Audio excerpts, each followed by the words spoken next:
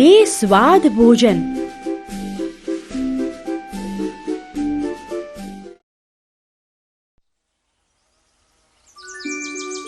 एक समय की बात है, जंगल में एक कुटिया में एक सुंदर दुबली मादा सारस रहती थी।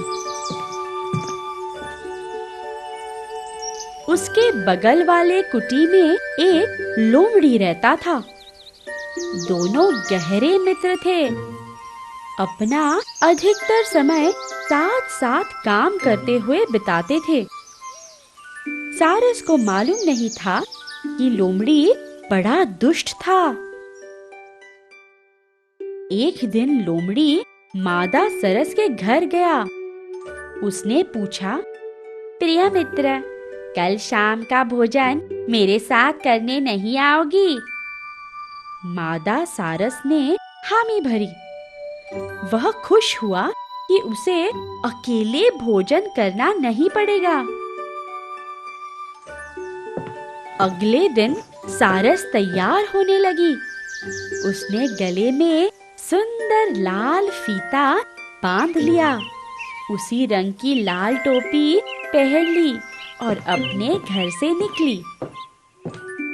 लोमड़ी के घर पर दोनों चेकर का खेल खेलते रहे। सारस जीतती रही। उससे लोमड़ी बड़ा परेशान हो उठा।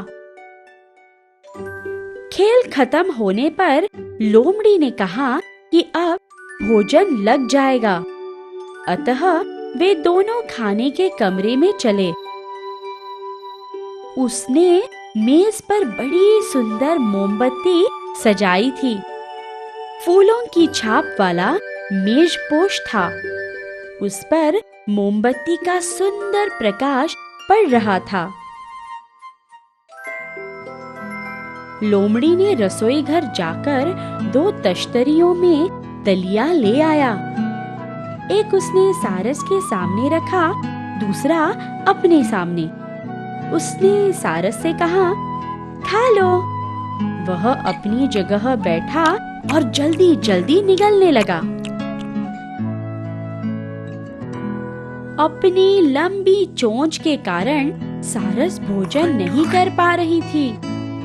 वह साधारण तौर पर लंबी सुराही नुमा बर्तन में खाती थी। उसने दलिया थोड़ी देर चुग लिया, फिर खाने का प्रयास भी छोड़ दिया। भोजन के बारे में सारस ने कोई शिकायत नहीं की। उसने लोमड़ी से कहा, इस अद्भुत भोजन के लिए धन्यवाद। कृपया कल शाम मेरे घर पर भोजन करने आओ। लोमड़ी ने कहा, जरूर, मैं आ जाऊंगा। परंतु सारस ने लोमड़ी को एक पाठ पढ़ाना चाहा। अतः अगले दिन शाम को सारस ने लोमड़ी को दलिया एक लंबी सुराही में खाने दिया। लोमड़ी को अचंभा हुआ। सारस ने बड़े अचरज से उसकी ओर देखा। उसने कहा, खा लो।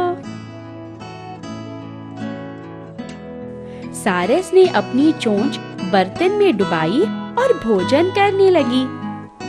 लोमड़ी की थूथनी उस सुराही में समा नहीं सकती थी। अतः वह दब्बू सा मेज के सामने बैठा रहा। लोमड़ी को बोध हुआ कि सारस उसे पाठ पढ़ा रही है। उसे बहुत बुरा लगा तथा उसने अपनी गलती के लिए माफी मांगी। उसने सारस से कहा, तुमने मुझे एक मूल्यवान पाठ सिखा दिया है। मैं अब कभी भी चालाक और स्वार्थी नहीं बनूंगा। सारस ने उसे तुरंत माफ कर दी।